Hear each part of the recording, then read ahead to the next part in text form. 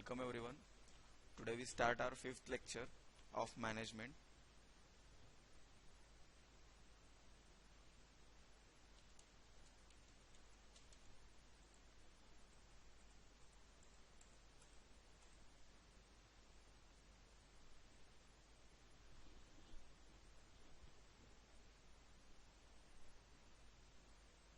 So we start with our new topic, which is functional areas of management.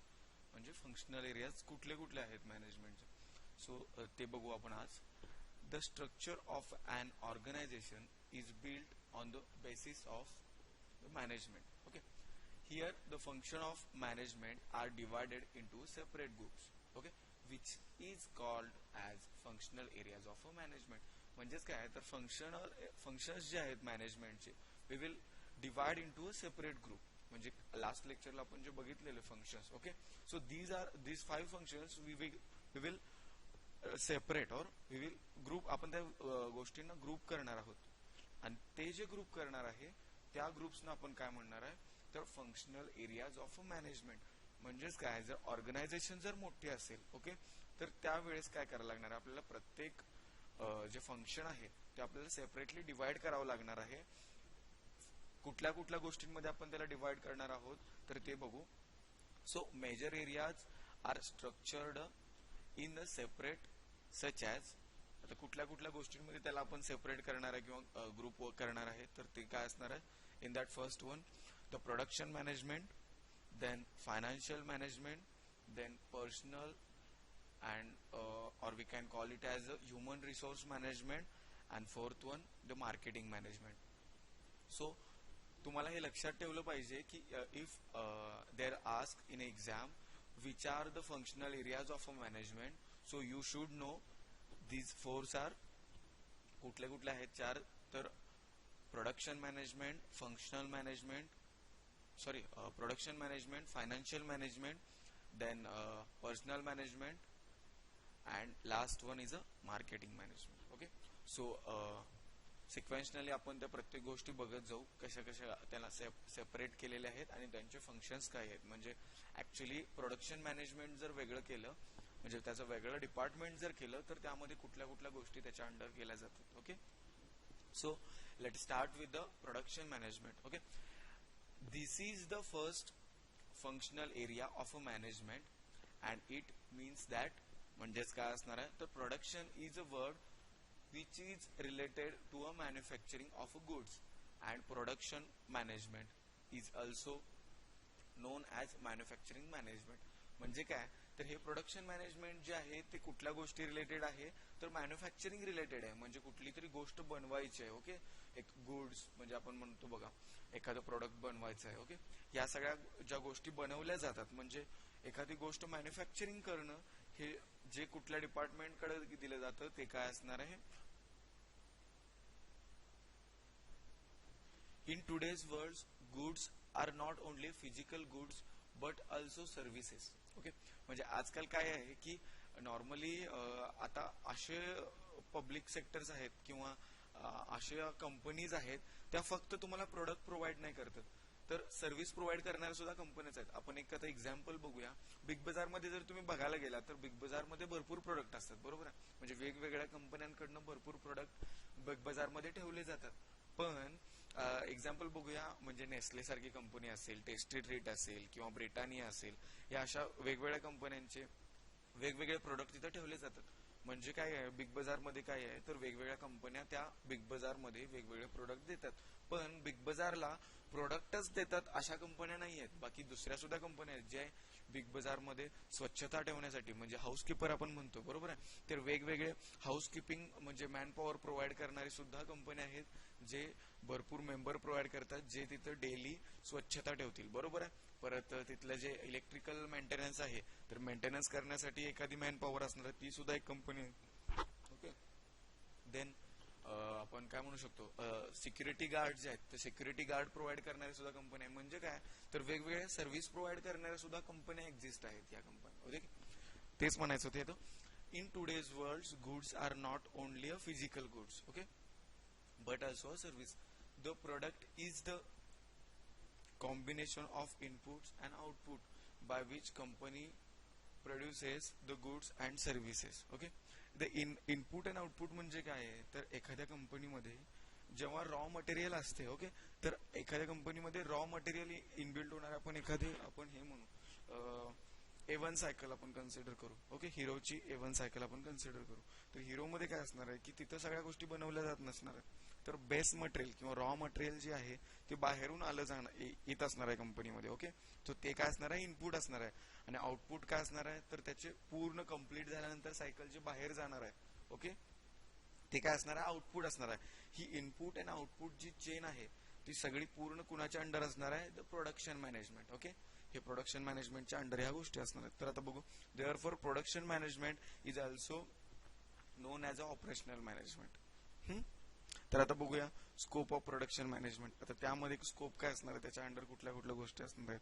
It helps to design the production policies like a product design, process layout and process design. म्हणजे काय, तर production management काय करणार आहे किंवा production management, तर आपल्या इथं जर सायकलचं जर प्रोडक्शन आपण करत असू तर त्याची जी लेआउट असणार आहे, इथं बघा सेकंड वर्ड आहे प्रोसेस लेआउट. म्हणजे आपण म्हणतो चेन ऍक्शन असते, म्हणजे एक लाईनवर लोक काम करत असतात. म्हणजे सगळ्यात पहिल्यांदा काय असणार आहे, तर त्याचा जो सांगाडा असणार आहे तो आपण काय करणार आहे, घेणार आहे. ओके, त्याच्यानंतर पुढची एक कन्व्हेअर बेल्ट असेल तर त्याच्यावर आपण ती ठेवणार आहे. त्याच्यानंतर तो सांगाडा जो आहे तो पुढच्या माणसाकडे जाणार आहे. तिथे गेल्यानंतर तिथे एक चेन असणार आहे, ती काय करणार आहे, तर त्या सांगाड्यामध्ये आपण त्याला 2 व्हील अरेंज करणार आहे. ओके, त्या 2 व्हील अरेंज केल्यानंतर पुढे गेल्यानंतर त्याला आपण काय करणार आहे, पॅन्डल लावणार आहे. त्याच्यानंतर तसंच पुढे गेल्यानंतर त्याला काय करणार आहे, आपण चेन लावणार आहे. त्याच्यानंतर पुढे गेल्यानंतर एंडला गेल्यानंतर आपण काय करणार, त्याची बेल असेल किंवा त्याचं जे शीट असणार आहे ते सगळं बसवलं जाणार. म्हणजे जे लेआउट आहे, म्हणजे तुमची जी इंडस्ट्री असेल तर त्या इंडस्ट्रीमध्ये कुठल्या गोष्टीनंतर कुठली गोष्ट त्याला लावली पाहिजे किंवा तुमच्या प्रोडक्टला असेंबल करत असताना कुठली गोष्ट कधी लावायची, याचे जे काही लेआउट प्लॅन करायचं आहे ते कोण करणार आहे, प्रोडक्शन मॅनेजर करणार आहे किंवा प्रोडक्शन मॅनेजमेंट करणार आहे. ओके, त्याच्याबरोबर त्या प्रोडक्शन मध्ये प्रोडक्शन करत असणार कुठल्याही प्रोडक्टचं, तर त्याची डेडलाईन्स जे असणार आहेत, म्हणजे आपल्याला प्रोडक्शन जे आहे ते डेडलाईन मध्ये जर कम्प्लीट करायचं असेल, म्हणजे एका मंथच्या अंडर आपल्याला किती सायकलचं प्रोडक्शन करायचं आहे ते सुद्धा कोण बघणार आहे, तर प्रोडक्शन मॅनेजमेंट बघणार आहे. किंवा किती इन्व्हेस्टमेंट करून किती आपल्याला केलं जाणार आहे, किंवा प्रत्येक डेली आपल्याला किती सायकल प्रोडक्ट केल्या पाहिजेत, प्रोड्यूस केल्या पाहिजेत, मॅन्युफॅक्चर केल्या पाहिजेत, की जेणेकरून आपण मंथ एंड मध्ये आपण तेवढं प्रोडक्शन करू शकू. या सगळ्या ज्या गोष्टी आहेत त्या कोण बघणार आहे, तर प्रोडक्शन मॅनेजमेंट. बरोबर आहे. त्याच्यानंतर it helps to maintain the inventory planning. Inventory म्हणजे काय असणार आहे, तर आपल्याकडे अवेलेबल मटेरियल किती आहे, म्हणजे अवेलेबल मटेरियल मध्ये आपण किती सायकल बनवू शकतोय. बरोबर आहे. आपल्याकडे समजा एक ठराविक साठा अवेलेबल आहे, आपल्याकडे त्याची इन्व्हेंटरी आहे, की प्रोडक्शन मॅनेजमेंट काय बघतंय की आपल्याकडे इन्व्हेंटरी करतात त्यामध्ये, आणि इन्व्हेंटरीमध्ये प्रत्येक गोष्टीची डिटेलमध्ये नोंद असणार आहे. बरोबर आहे. त्यामध्ये सांगाडा किती आहे आपल्याकडे किंवा आपल्याकडे व्हील किती अवेलेबल आहेत, त्याच्यावर ते प्रोडक्ट प्रेडिक्शन करणार आहेत की बाबा 15 तारखेपर्यंत आपल्याला पुरेल इतकं माल अवेलेबल आहे.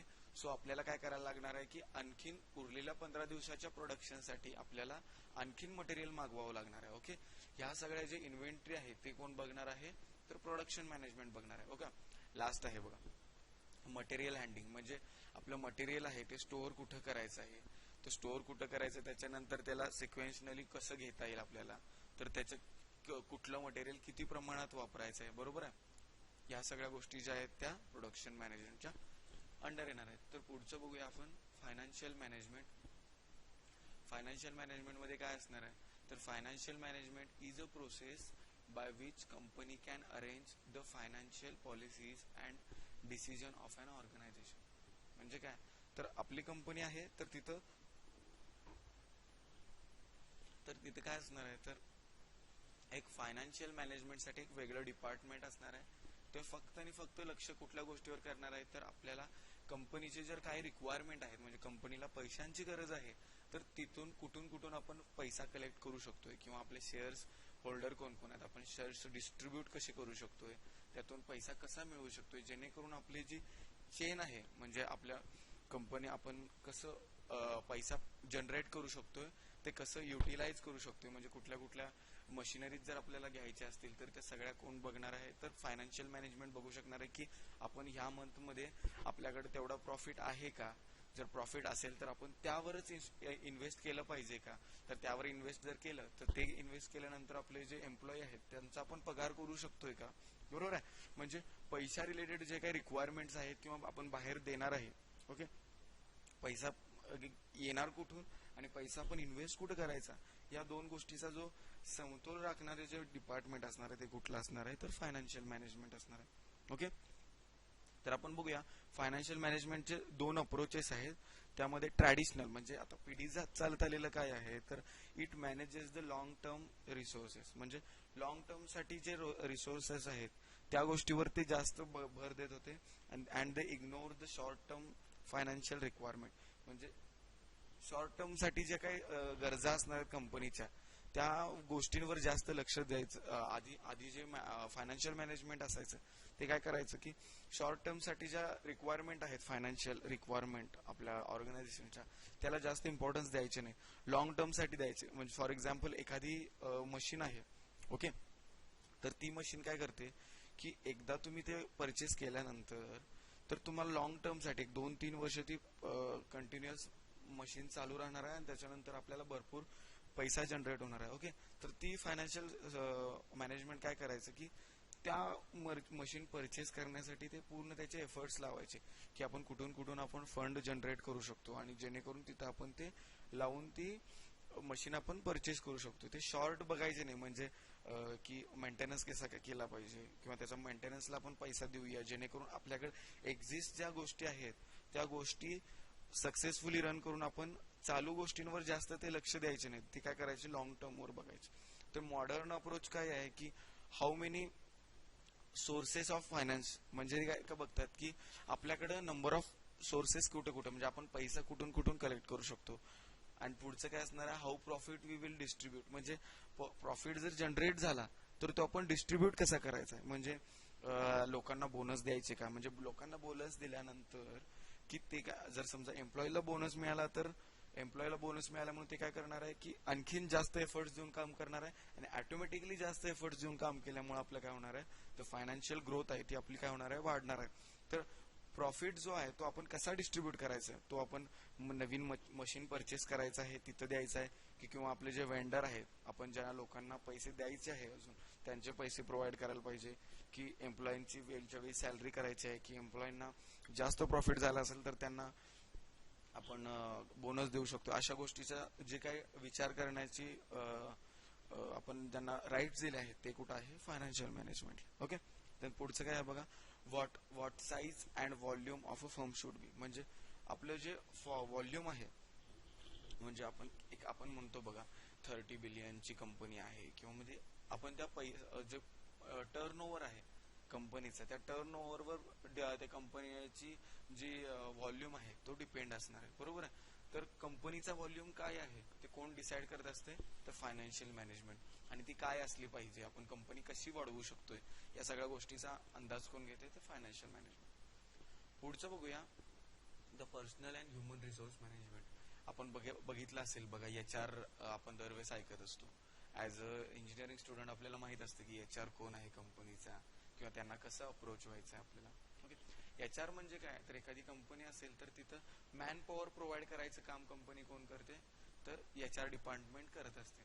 म्हणजे जर बिग बाजार कन्सिडर केलं तर तिथं जे सेल्स साठी जे एम्प्लॉई लागणार आहेत, ओके, तर त्यांची रिक्रुटमेंट करणं, म्हणजे बिग बाजार मध्ये जर आपल्याला कामाला लागायचं असेल किंवा आपल्याला तिथं जॉईन व्हायचं असेल तर तिथं काय असणार आहे, तर ते HR डिपार्टमेंट काय करणार आहे की त्यांना जर रिक्वायरमेंट असेल सेल्स एक्झिक्युटिव्हची किंवा सेल्समनची जर रिक्वायरमेंट असेल तर तिथलं HR डिपार्टमेंट काय करणार आहे, तर एक ऍडव्हर्टाईज जनरेट करणार आहे. त्यामध्ये डिटेलमध्ये मेन्शन केलं असेल की त्यांचं क्वालिफिकेशन काय लागणार आहे, त्यांची एज काय असली पाहिजे, त्यांच्याकडे स्किल कुठले कुठले असले पाहिजेत, अशा रिलेटेड ते काय करणार आहेत, एक ऍड करणार आहेत. बरोबर आहे. त्याच्यानंतर जे लोक ऍप्लिकेबल असणार आहे, म्हणजे त्या क्रायटेरियाला फुलफिल करू शकणार आहेत, ते काय करणार आहेत, HR डिपार्टमेंटला अप्रोच होणार आहेत की हा आमचा रिझ्यूम आहे आणि तुम्ही दिलेल्या क्रायटेरियानुसार आम्ही त्यामध्ये बसतोय.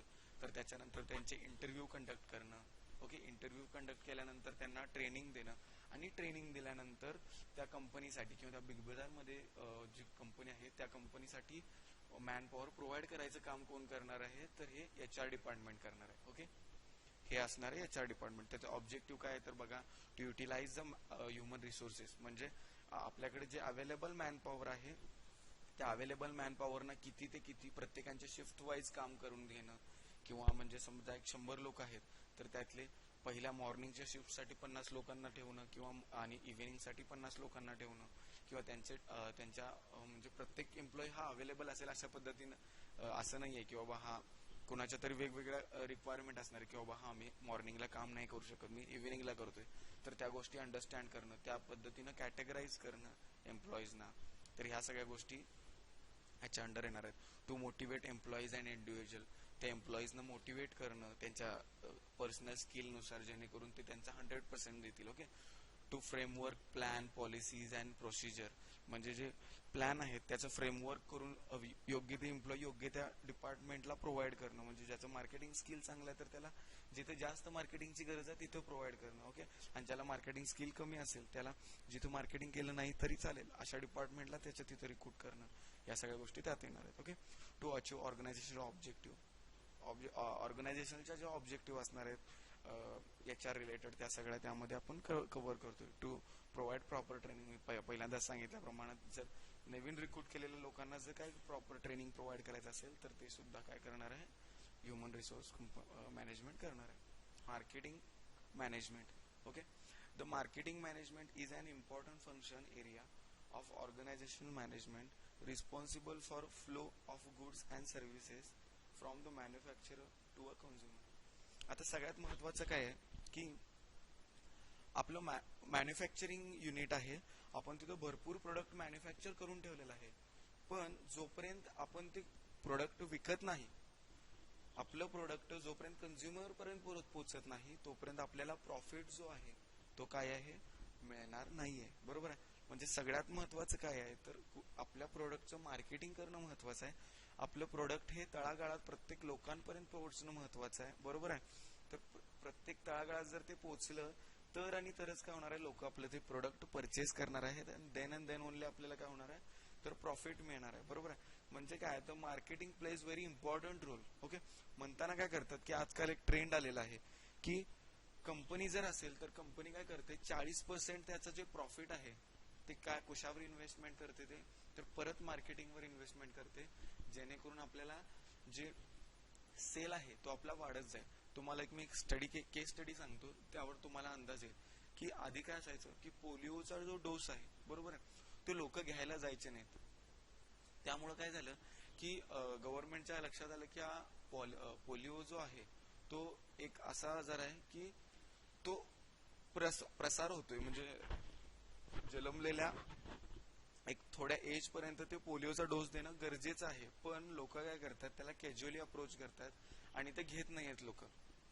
त्यामुळे काय झालं की त्यांनी विचार केला की आजकाल त्या काळामध्ये अमिताभ बच्चन जे आहेत, बरोबर आहे, तर अमिताभ बच्चनचं त्यावेळेस जास्त मूवी असायचे, त्यामुळं ते जास्त इन्फ्लुएन्स करायचे जे युथ आहे किंवा जे लोक त्यावेळेस मूवी जास्त बघितलं जायचं, आणि त्यावेळेस सगळ्यात जास्त ट्रेंडिंगला जर आपण म्हणू तर त्यावेळेस अमिताभ बच्चन असायचे. मग त्यावेळेस काय केलं की अमिताभ बच्चन यांना काय काय सांगितलं की ऍड करायला लावली की बाबा हा पोलिओचं जर तुम्ही जर पोलिओचा जर हे नाही घेतला, ड्रॉप नाही घेतला तर it will be a harm to your child. Okay, म्हणजे तुम्हाला ते घेणं गरजेचं आहे, अशी जेव्हा ऍड आली आणि ती ऍड कोण केली तर बच्चनजींनी केली, तर त्या वेळेसपासून बघितलं तर पोलिओचा जो डोस आहे तो घ्यायला लोकांचे जे इंटरेस्ट आहे तो वाढायला लागला. म्हणजे जवळपास त्या वेळेसपासून लोकांना कळायला लागलं की बाबा पोलिओच्या डोसचा काय इम्पॉर्टन्स आहे, किंवा आता जर बघितलं तर पोलिओचा जर डोस असेल तर ती ऍड अजूनही अमिताभजीच करतात. म्हणजे काय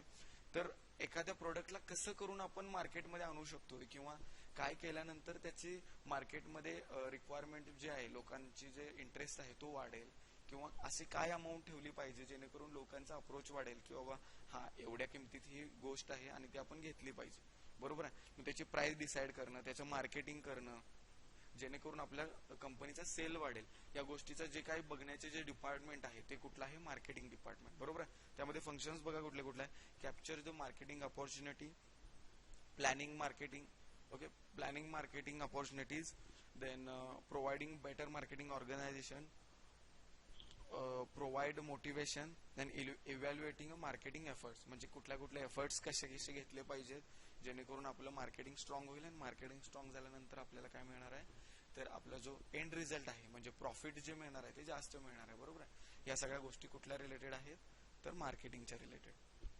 आय होप तुम्हाला आजचं लेक्चर कळालं असेल. आजच्या लेक्चरमध्ये आपण 4 डिपार्टमेंट बघितल्या, जिथं आपण काय म्हणू शकतो, तर फायनान्स आपले जे फंक्शनल एरियाज जे आहेत मॅनेजमेंटचे, ते 4 कुठले कुठले आहेत ते बघितले. कुठले कुठले आहेत, तर personal management, marketing management, finance management, okay, and production management. Okay, या 4 गोष्टी तुमच्या लक्षात असणं महत्वाचं आहे. ओके, आय होप तुम्हाला कळालं असेल आजचं लेक्चर. थँक्यू.